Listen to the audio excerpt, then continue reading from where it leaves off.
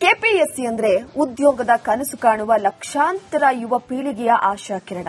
ಆದರೆ ಕಾಲಕ್ರಮೇಣ ಅಕ್ರಮಗಳು, ಪ್ರಶ್ನೆ ಪತ್ರಿಕೆ ಸೋರಿಕೆ, ಭ್ರಷ್ಟಾಚಾರದ ಕೂಪುವಾಗಿ ಕೆಪಿಸಿಸಿ ಮಾರ್ಪಟ್ಟಿದೆ.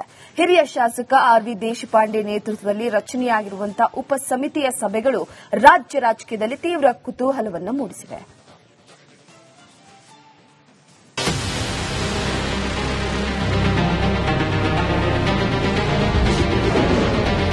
ಸುಧಾರಣೆಗಳ ಕಸರತ್ತು, ಆರೋಪಗಳ ಸುರಿಮಳೆ. ಕೆಪಿಎಸ್ಸಿ ಸುಧಾರಣಾ ಉಪಸಮಿತಿ ಮೀಟಿಂಗ್. ಕೆಪಿಎಸ್ಸಿ ಅಕ್ರಮಗಳ ಕೂಪ ಆಗಿದೆ. ಉದ್ಯೋಗಾಕಾಂಕ್ಷಿಗಳು ಆರೋಪಗಳ ಬಾಣ ಹೂಡ್ತಾ ಇದ್ದಾರೆ. ರಿಪಬ್ಲಿಕ್ ಕನ್ನಡ ಕೆಪಿಎಸ್ಸಿ ಕರ್ಮಕಾಂಡ ಬಯಲು ಮಾಡಿದೆ. ಕೆಪಿಎಸ್ಸಿ ಅಧ್ಯಕ್ಷ ಶಿವಶಂಕರಪ್ಪ ಸಾಹುಕಾರ್ ತಮ್ಮ ಅಧಿಕಾರ ದುರುಪಯೋಗಪಡಿಸಿಕೊಂಡು ತಮ್ಮ ಪುತ್ರಿಯರಿಗೆ ಅಕ್ರಮವಾಗಿ ಹುದ್ದೆ ಕೊಡಿಸಿ ಅಮಾನತ್ತಾಗಿದ್ದಾರೆ. ಅವರ ವಿರುದ್ಧ ದೂರು ದಾಖಲಾಗಿದೆ. ಪಶು ವೈದ್ಯಾಧಿಕಾರಿಗಳ ಹುದ್ದೆಗಳ ನೇಮಕಾತಿಯಲ್ಲಿ ಮಧ್ಯವರ್ತಿಗಳು ಅಭ್ಯರ್ಥಿಗಳಿಂದ ಹಣ ಪೀಕಿದ್ದಾರೆ ಅನ್ನೋ ಆರೋಪದ ಆಡಿಯೋ ಕ್ಲಿಪ್ಗಳು ಬಿರುಗಾಳಿ ಎಬ್ಬಿಸಿದೆ. ಕೆಪಿಎಸ್ಸಿ ಸುಧಾರಣೆಗೆ ಸರ್ಕಾರ ಸಮಿತಿ ರಚಿಸಿದೆ. ತನ್ನ ಕಾರ್ಯ ಆರಂಭ ಮಾಡಿದೆ.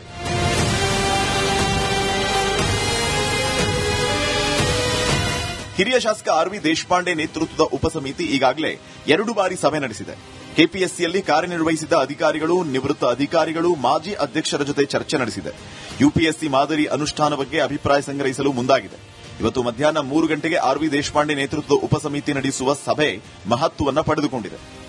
ಎಕ್ಸಾಮ್ ತಗೊಂಡ್ರೆ, ಎಕ್ಸಾಮ್ ಬರೆದ್ರೆ ಮೆರಿಟ್ ಮೇಲೆ ಇಲ್ಲಿ ಉದ್ಯೋಗ ಸಿಗುತ್ತೆ, ಹಣದಿಂದ ಸಿಗಲ್ಲ ಅನ್ನೋ ಒಂದು ವಿಶ್ವಾಸವನ್ನ ಮೂಡಿಸುವಂತ ದಿಕ್ಕಿನಲ್ಲಿ ಇದನ್ನ ಸಿಬಿಐ ತನಿಖೆ ಕೊಡಬೇಕು ಅನ್ನೋ ಆಗ್ರಹವನ್ನ ನಾವು 3 ಜನ ಮಾಡಿದಿರಿ. ಅವರು ಅದನ್ನ ಸಾವಧಾನದಿಂದ ಆಲಿಸಿದ್ದಾರೆ. ಒಂದು ಸಭೆ ಮಾಡ್ತಾ ಇದ್ದಾರೆ. ಅವ್ರದ್ದು ಕಮಿಟಿ ಇದೆಲ್ಲ ಒಂದು ಸಭೆ ಇದೆ. ಆ ಸಭೆಯಲ್ಲಿ ನಮ್ಮ ಲೆಟರ್ ಅನ್ನ ಇಟ್ಟು ಸಿಬಿಐ ತನಿಖೆ ಕೊಡೋದ್ರ ಬಗ್ಗೆ ನಾವು ಪ್ರಾಮಾಣಿಕವಾಗಿ ಪರಿಶೀಲನೆಯನ್ನ ಮಾಡ್ತೀರಿ. ನಮಗೂ ಬೇಜಾರಾಗಿದೆ. ಕೆಪಿಎಸ್ಸಿಯಲ್ಲಿ ಏನು ಸರಿ ಮಾಡುವಂತದ್ದು ಒಂದು ದಿಕ್ಕಿನಲ್ಲಿ ಎಲ್ಲಾದ್ರೂ ಒಂದು ಕಡೆ ಆಗಬೇಕಾಗಿತ್ತು ಅನ್ನೋ ಮಾತನ್ನು ಹೇಳಿದ್ದಾರೆ. ಸರ್ಕಾರದಿಂದ ಕೆಪಿಎಸ್ಸಿ ಸುಧಾರಣಾ ಮಾಡುವ ಪ್ರಯತ್ನ ನಡೀತಾ ಇದೆ. ಮತ್ತೊಂದು ಕಡೆ ಕೆಪಿಎಸ್ಸಿ ಅಧ್ಯಕ್ಷರ ಆಯ್ಕೆಯಲ್ಲಿ ಮತ್ತಷ್ಟು ಕಠಿಣ ನಿಯಮಗಳು ಜಾರಿಯಾಗಬೇಕು. ಯುಪಿಎಸ್ಸಿ ಮಾದರಿಯಲ್ಲಿ ಅಧ್ಯಕ್ಷರ ಮತ್ತು ಸದಸ್ಯರ ನೇಮಕ ಆಗಬೇಕು. ರಾಜಕೀಯ ಹಸ್ತಕ್ಷೇಪ ಇಲ್ಲದೆ ನೇಮಕಾತಿ ನಡೀಬೇಕು ಅನ್ನೋ ಒತ್ತಾಯಗಳು ಕೇಳಿಬಂದಿವೆ.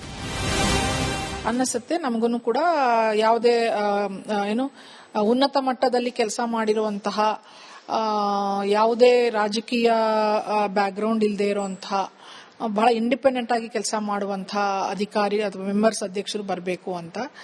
ಬಟ್ ನಮಗೂ ನೇರವಾಗಿ ಮಾಹಿತಿ ಇರಲ್ಲ ಯಾರಿಗೆ ಕಾಂಟ್ಯಾಕ್ಟ್ ಇರ್ತಾರೆ ಹಾಗೆ ಅಂತ ಹೇಳಿ.